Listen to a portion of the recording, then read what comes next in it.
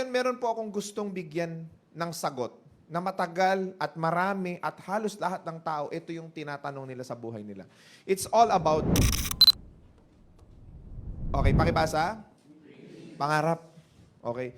Totoo ba, Sir RDR, na pwede kong makuha yung pangarap ko? Ito kasi yung tanong ng maraming tao. Kasi mind you, nung bata tayo, lahat tayo punong-puno ng pangarap. As in, lahat ng gusto nating makuha sa buhay natin, iniisip lang natin and ikinikwento natin sa ibang tao. 'Di ba? Sino rito nangarap na nung bata siya gusto niya maging Superman? Taas ang kamay. Marami, 'di ba? Sino rito nangarap nung bata siya gusto niya maging pulis?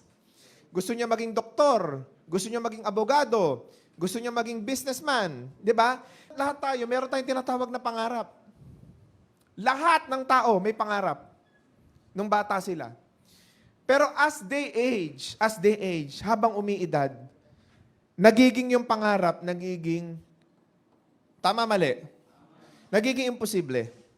Bakit siya nagiging imposible? Yung pangarap mo, bakit nagiging imposible? Simpleng-simple. Because of what we call experience.